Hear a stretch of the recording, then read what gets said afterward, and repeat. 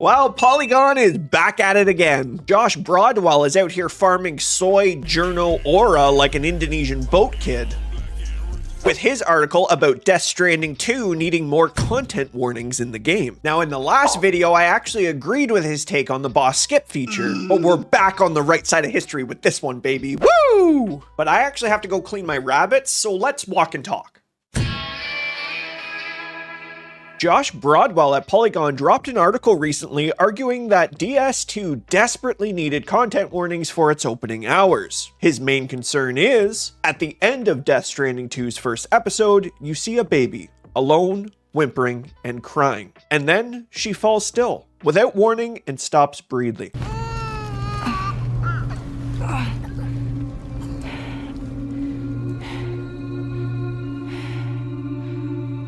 Regardless of what happens later, a child dies suddenly at this moment. Josh argues that not warning players is irresponsible and counterproductive to the story itself. He even brings up a compelling personal anecdote about how knowing a story touches on sensitive topics can make the difference between a therapeutic experience and a full-blown anxiety attack for someone like his mom who dealt with dementia in her family. Now, I get it. Empathy is key, and we all want to protect people. Because while I'm genuinely glad those warnings work for Josh's mom, statistically speaking, she might be in the minority, because the balance of psychological research actually suggests that content warnings are not only ineffective, but they can even cause more harm than you'd expect. These folks questioned if people actually change their behavior based on warnings. What they found was fascinating. After being given a warning, some people actually experienced more anxiety about the target content.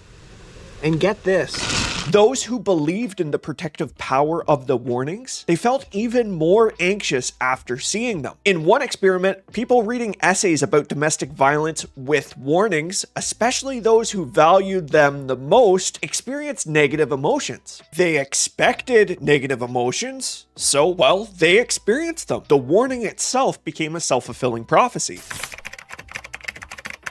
This one involves 6 different experiments, all playing with the presence of warnings and the intensity of the content. Their big takeaway? Whether you saw a warning or not, the negativity experienced, the feelings about the content, and the comprehension of the content were all pretty much the same. Any tiny bit of effectiveness they did find was statistically insignificant, so basically the empirical equivalence of a shrug emoji. Spanning 5 experiments and 1,600 participants, the researchers showed people ambiguous photos that could be interpreted in different ways. They found that content warnings didn't make people view images more negatively, however, they did cause more anxiety before viewing them. The researchers called this a negative anticipatory period. So you're just stressing out before the potentially stressful thing even happens. Sorry, quick editor's note, I'm about to show you something extremely graphic. It may offend some people. If you have a queasy stomach, please look away, skip ahead 5 seconds. It may be alarming, so viewer discretion is advised. If you just felt that little spike of anxiety, that's that negative anticipatory period they were talking about. Yes, science! And this is a big one. Researchers specifically targeted 451 trauma survivors. The participants were either given a warning or no warning before being exposed to content that directly related to their trauma histories. The results? No benefits whatsoever from trigger warnings. In fact, they found them potentially harmful. Trauma survivors reported that the warnings reinforced the idea that their trauma was central to their identity, and this belief can actually intensify and prolong PTSD symptoms. This study explored whether content warnings activate coping skills. Turns out, no. They found no difference in coping strategies or anxiety levels between people imagining a content warning versus those imagining an actual stressful experience. The data suggests warnings do not work because they don't give you tools to deal with the content. The only tool they can offer is avoidance. And speaking of avoidance, even that doesn't seem to pan out.